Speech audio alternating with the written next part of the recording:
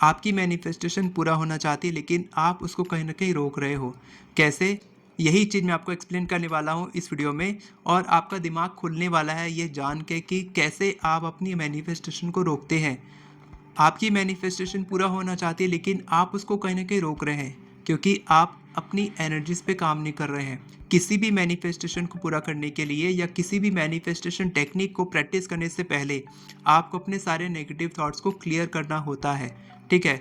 आप उसी negative thoughts के साथ अगर मैनिफेस्टेशन करने बैठते हैं तो आपकी मैनिफेस्टेशन डिले होगी और आपके साथ हमेशा उल्टा ही होने लग जाएगा। ऐसा बहुत सारे लोगों के साथ होता है कि वो लोग मैनिफेस्टेशन करते हैं, पहले तो सब कुछ ठीक था या फिर ठीक ठाक चल ही रहा था, लेकिन मैनिफेस्टेशन टेक्निक करने के बाद सब कुछ और बिगड़ने लग गया। वो इसीलिए होता है क्योंकि उनका फोकस सही जगह नहीं रहता है।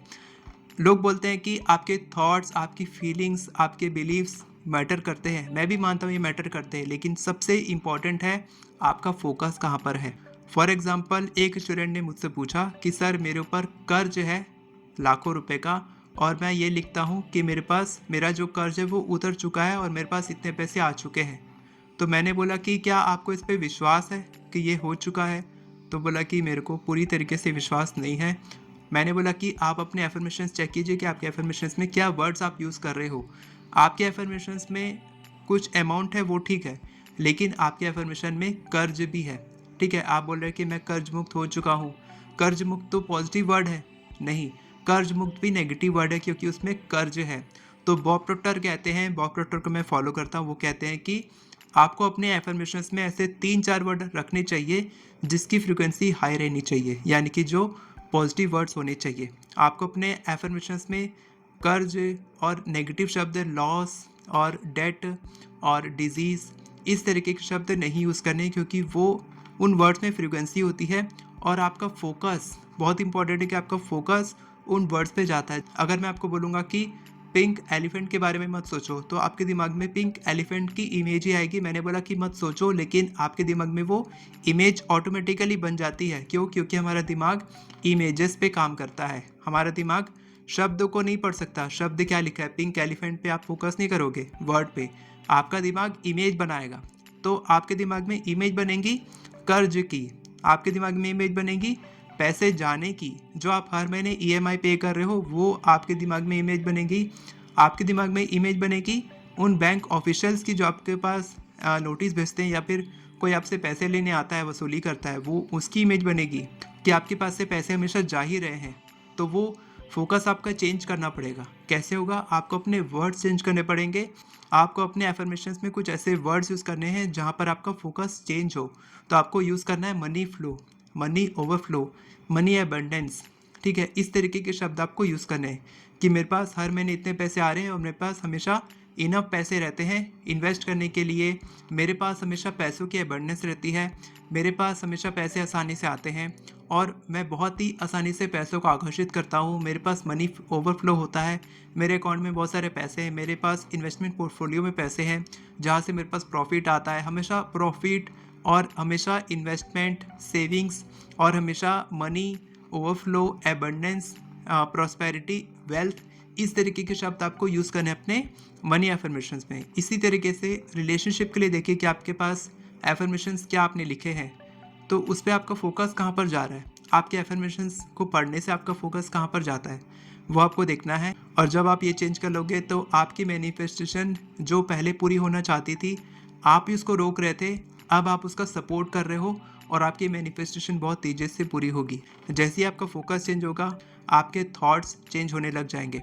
जो भी आप दिन भर में खुद से बोलते हो वो आपके दिमाग में इमेजेस के फॉर्म में आता है, वैसे विचार आपके दिमाग में आते हैं, वैसा आप फील करते हो, वैसे ही आप एक्शन लेते हो, वैसे आपको रिजल्ट मिलता है और रिजल्ट से आपका बिलीफ सिस्टम बनता है। फिर वापस से आपका फोकस उस चीज़ पे जाता है।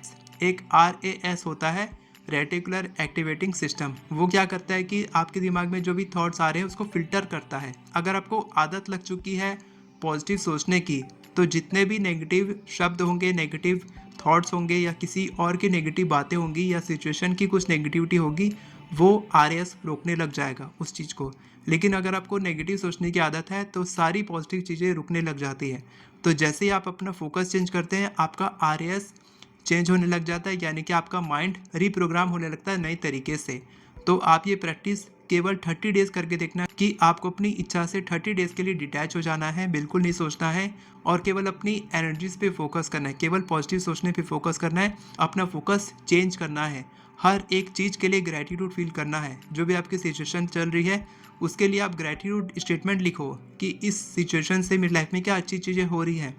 जैसे कि आपकी जॉब जा चुकी है तो अब आपकी लाइफ में क्या अच्छा हो रहा है कि आपके पास टाइम है, ठीक है, आप किसी से बात कर पा रहे हैं, अपने फैमिली के साथ टाइम स्पेंड कर पा रहे हैं, आपके पास पैसे हैं, आपने पहले पैसे कमाए हैं, वो पैसे आप खुद पे खर्च कर रहे हैं, खुद पे इन्वेस्ट कर रहे हैं, आप अपना सेल्फ लव फील कर रहे हैं, ट्रिप पे जा रहे हैं घूमने के लिए, पहले आप नहीं जा पाते थे, आपको टाइम नहीं मिलता था, अब आपके पास काफ़ी टाइम है, अब आप अपनी वर्कआउट कर पा रहे हैं, सेल्फ डेवलपमेंट पे फोकस कर पा रहे हैं, ये सारी चीज़ें आप कर पा रहे हैं क्योंकि आपके पास जॉब नहीं है। तो ऐसा मत सोचना कि अगर आप जॉब नहीं होने के लिए ग्रैटिट्यूड लिखोगे तो आपके पास जॉब नहीं आएगी, आएगी। आपका फोकस चेंज होगा, आप जब ग्रैटिट्यूड फील करोगे आपकी फ्रिक्वेंसी चेंज होगी तो आपके पास और अच्छी अपॉर्चुनिटी आएगी। आप ये करके देखना, तब आपको इसका रिजल्ट मिलना शुरू हो जाएगा, तब आप मेरे को बताना कि सर ये चीज़ चेंज होने लग गई है और मैं बहुत खुशी महसूस कर रहा हूँ। ये आप ज़रूर लिखना कमेंट में। अगर आपका अभी भी कोई डाउट है और आप मेरे से पर्सनली कंसल्ट करना चाहते हैं अपनी किसी भी मैनिफेस्टेशन के लिए तो आप नीचे में आपको ग्रुप मिलेगा, RSM प्राइवेट व्हाट्सएप ग्रुप, वहाँ पर जो एडमिन है वो मेरे टीम मेंबर है, उनको मैसेज कीजिएगा, वो मेरे साथ कॉल बुक करवा देंगे और आप मेरे से बात कर सकते हो। 1 घंटा हम बात करेंगे, आपकी प्रॉब्लम को समझेंगे, आपके लिए बढ़िया सॉल्यूशन निकालेंगे, आपके लिए मैं मैनिफेस्टेशन टेक्निक बताऊँगा, जो भी मेरे से हो पाएगा मैं आपकी हेल्प करने की कोशिश करूंगा और मैं कोशिश करूंगा कि आपकी मैनिफेस्टेशन जल्द से जल्द पूरी हो जाए, ठीक है। अगर आपको एफर्मेशन लिखने में कोई भी हेल्प चाहिए तो आप मेरे एफर्मेशन ई बुक से सीख सकते हैं। डिस्क्रिप्शन में आपको मेरी एफर्मेशन ई बुक का लिंक मिल जाएगा, वहाँ से आप बाय कर सकते हैं। अगर आपका अभी भी कोई डाउट है तो आप कमेंट में पूछ सकते हैं। वीडियो पसंद आई हो तो वीडियो को लाइक करें, चैनल को सब्सक्राइब करें, बेल नोटिफिकेशन को ऑन करके ऑल पर क्लिक करें ताकि आपको इसी तरह के वीडियोस आगे भी मिलते रहे।